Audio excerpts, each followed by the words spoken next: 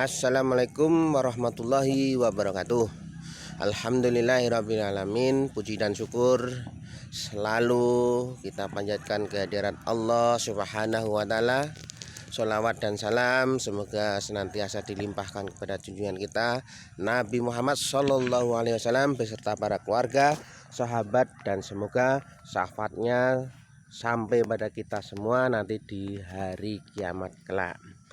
Saudara-saudaraku yang insya Allah dimuliakan Allah, alhamdulillahirrabbilalamin. Kita bersyukur kepada Allah bahwasanya kita masih diberi nikmat yang luar biasa di pagi hari ini, sehingga kita masih bisa menikmati pagi hari yang cerah. Saudaraku yang insya Allah dimuliakan Allah, kali ini saya berada di lapangan bola. Ada beberapa teman saya tanya pada saya, kok ceramai sambil jalan-jalan. Sekarang berada di lapangan. Maksud saya kita kajian, kita ngaji bareng sambil jalan-jalan, yaitu tadabbur alam sambil olahraga juga supaya badan kita sehat. Maaf tidak mengurangi adab saya kepada saudara-saudara sekalian. Insya Allah dimanapun tempat, asal baik tempatnya, itu akan bermanfaat untuk kita. Saudara-saudara yang insya Allah dimuliakan Allah, pada pagi hari ini materi yang ingin saya sampaikan adalah masih berkenaan dengan puasa. Nah, sekarang puasa hari yang ke-6. Hari yang ke-6. Sekarang materinya orang-orang yang tidak wajib berpuasa. Ada beberapa orang-orang yang tidak wajib berpuasa, yaitu pertama adalah anak-anak, anak kecil, dan orang gila. Pertama, dan yang kedua itu satu anak kecil, 2 orang gila. Sekarang anak kecil batasannya di mana? Anak kecil itu batasannya sampai, kalau laki-laki itu sampai bila mana sudah balik. Nah, baliknya anak laki-laki itu misalnya 9 tahun sudah keluar mani, yaitu sudah balik, sudah punya kewajiban berpuasa. Nah, tapi kalau belum keluar mani, nah itu masih belum wajib berpuasa. Demikian juga anak perempuan. Kalau anak perempuan 9 tahun atau sudah haid, lebih dari 9 tahun kok belum haid, nah itu sudah punya kewajiban. Kalau anak laki-laki sampai pada umur 15 tahun. Tapi sebelum 15 tahun sudah pernah mimpi basah, yaitu ya sudah balik. Tapi batasannya sampai umur 15 tahun. Sekalipun umur 15 tahun kok belum pernah mimpi basah, ya makanya itu sudah bisa dikatakan balik. Itu apabila sudah balik, ya maka anak itu sudah punya kewajiban untuk menjalankan puasa. Tapi kalau belum memenuhi persyaratan tadi, maka belum diwajibkan berpuasa. Kemudian yang kedua itu orang gila. Nah, orang gila, masya Allah, orang gila itu tidak punya dosa. Kayaknya itu insya Allah orang-orang seperti itu nanti masuk surga. Nah, tapi ya jangan berpikiran ingin menjadi gila. Itu sudah ya memang takdirnya dia seperti itu, takdirnya mereka seperti itu, dan itu masya Allah sekali keadilan Allah di situ. Kemudian yang ketiga yaitu orang sakit dan orang tua. Yang ketiga ada 4, yang ketiga orang sakit, yang keempat orang tua.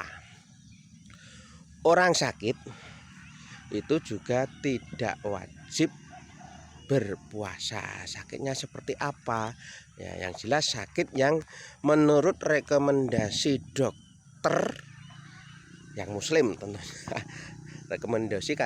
rekomendasi dokter.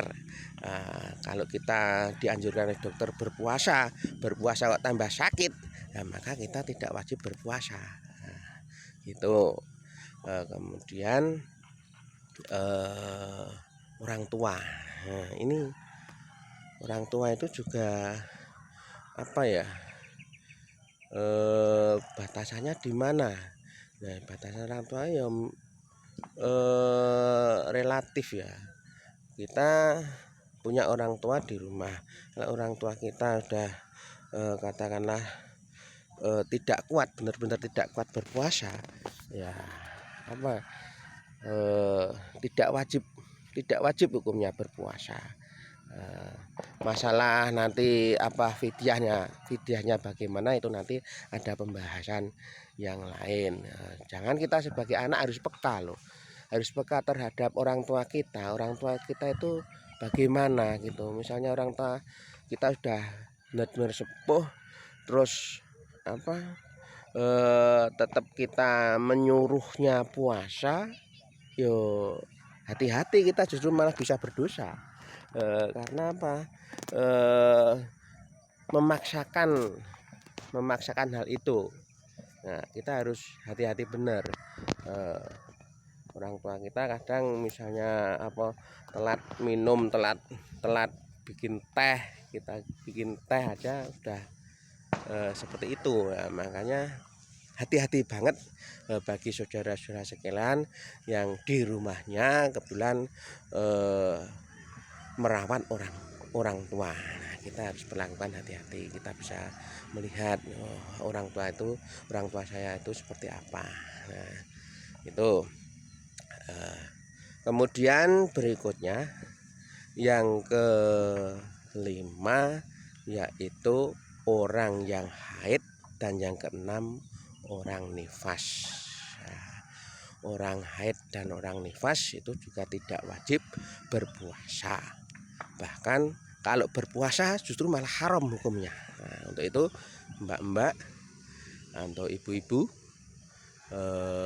yang masih produktif setiap bulannya haid, maka jangan berpuasa. Nah, kalau berpuasa ya nanti justru malah hukumnya haram. Kemudian yang ke-7 dan 8, yang ke-7 adalah ibu hamil dan menyusui. Nah, ini ibu hamil itu juga tidak wajib berpuasa, wajibnya membayar fidyah. Nah, tapi jika ada yang memaksakan diri untuk berpuasa, nah nanti sebenarnya itu apa ya? Kalau kuat sih nggak masalah, tapi kasihan janinnya ya, kasihan janinnya. Kalau kita perhatikan, Islam sudah memberi kemudahan. Nah, kemudahan yang dianjurkan khususnya untuk ibu hamil ini, ya udah kita jalanin aja sebaiknya untuk keselamatan janin yang ibu-ibu kandung. Nah, demikian, sebaiknya tidak usah puasa karena untuk kebaikan janin juga. Nah, kemudian menyusui itu juga, ibu-ibu menyusui juga tidak wajib berpuasa. Nah, jadi selama hamil 9 bulan nggak puasa. Kemudian disambung menyusui maksimalnya itu selama 2 tahun, itu juga tidak puasa. Jadi bisa dikatakan kalau misalnya ibu-ibu tidak kuat berpuasa, ya hamil saja dan menyusui. Jadi anak pertama hamil selama 9 bulan, kemudian lahir, menyusui 2 tahun, berarti kan sudah 2 tahun 9 bulan dan seterusnya. Demikian.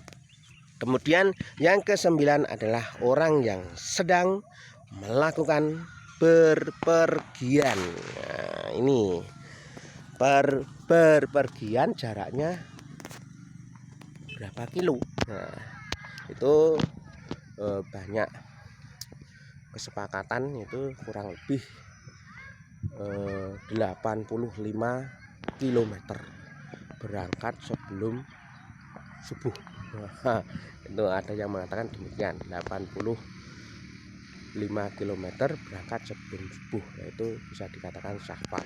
Itu nanti tidak wajib berpuasa. Berpuasanya diganti di hari lain. Tapi kalau berpuasa itu tidak memberatkan atau tidak ada masalah untuk berpuasa, ya berpuasa enggak masalah, enggak apa-apa gitu loh. Masalah juga yang berpergiannya untuk apa. Nah, itu. Nah, tentunya di sini yang dikatakan di sini yang jelas untuk kebaikan, berpergian untuk kebaikan. Saudara-saudaraku yang insya Allah dimuliakan Allah, sekian dan demikian sedikit kajian pada pagi hari ini yang bisa saya sampaikan. Terima kasih. Assalamualaikum warahmatullahi wabarakatuh.